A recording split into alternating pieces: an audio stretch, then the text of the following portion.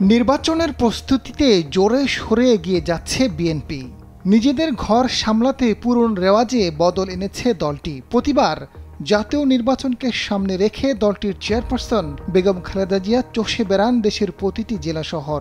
তবে এবার প্রেক্ষাপট ভিন্ন।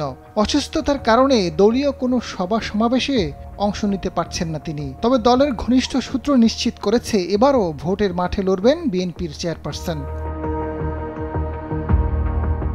খালেদা জিয়া অনেকদিন ধরে স্বাভাবিক রাজনৈতিক তৎপরতা থেকে দূরে রয়েছেন। শারীরিক সক্ষমতাও অনেক কম। মানসিকভাবে দৃঢ় থাকলেও নির্বাচনে মুভ করার মতো অবস্থা নেই। তবে এবারও নির্বাচন করতে বদ্ধপরিকর খালেদা জিয়া। সেটা কতখানি বাস্তবসম্মত তা নিয়ে বিএনপির নীতি নির্ধারকদের মধ্যে আলোচনা রয়েছে। প্রভাবশালী সূত্র জানিয়েছে বেগম খালেদা জিয়া নির্বাচনে অংশ নেওয়ার মতো অবস্থায় নেই। এদিকে চেয়ারপারসনের ঘনিষ্ঠ সূত্র বলছে, গণতন্ত্র নির্বাচন নিয়ে খালেদা জিয়া সবসময় সোচ্চার। তিনি সংসদ নির্বাচনে অংশ নিতে বরাবরই আগ্রহী। নির্বাচনী প্রচারণাতেও অংশ নিতে পারেন।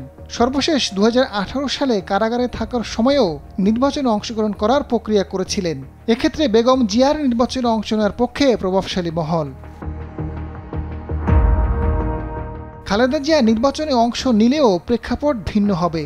বিগত নির্বাচনগুলোতে দলের শীর্ষ নেতারা 2-3 এমনকি বেগম জিয়া 5টি আসন নির্বাচন করেছেন। তবে সেই চিত্র আর দেখা যাচ্ছে না। দলের ভারপ্রাপ্ত চেয়ারম্যান তারেক রহমান থেকে শুরু করে প্রত্যেক নেতার জন্য একটি আসন বরাদ্দ করা হচ্ছে। তারেক রহমান একটি আসন থেকে প্রার্থী হয়ে উদাহরণ সৃষ্টি করবেন, যা ভবিষ্যতে রাজনীতি ও নির্বাচনের জন্য মাইল ফলক হিসেবে কাজ করবে। ফলে খালেদা জিয়া কোন আসনে নির্বাচন করবেন সেটি নিয়ে জল্পনা কল্পনা চলছে। বিএনপির চেয়ারপারসন 1991 সালে বগুড়া 7, ঢাকা 5, ঢাকা 9, ফেনী 1 ও চট্টগ্রাম 8 আসন থেকে বিজয়ী হয়েছিলেন। 1996 সালে বগুড়া 6, বগুড়া 7, ফেনী 1, লক্ষ্মীপুর 2 ও চট্টগ্রাম থেকে জয়ী হন। 2001 সালে চট্টগ্রাম 1 বাদ দিয়ে খুলনা 2 থেকে নির্বাচন করেন। এছাড়াও বাকি 4টিতেও জয়লাভ করেন। সর্বশেষ 2008 সালে নির্বাচনে বগুড়া 6 ও 7 এবং ফেনী 1 থেকে নির্বাচন করে জয়লাভ করেন। যতবারই নির্বাচনে অংশ নিয়েছেন প্রত্যেকবারই ফেনী থেকে নির্বাচন করেছেন তিনি।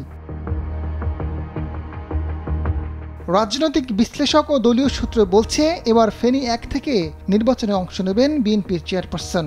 যদিও পূর্বের নিয়ম অনুযায়ী একজন প্রার্থী 3টি আসন থেকে নির্বাচন করতে পারবেন।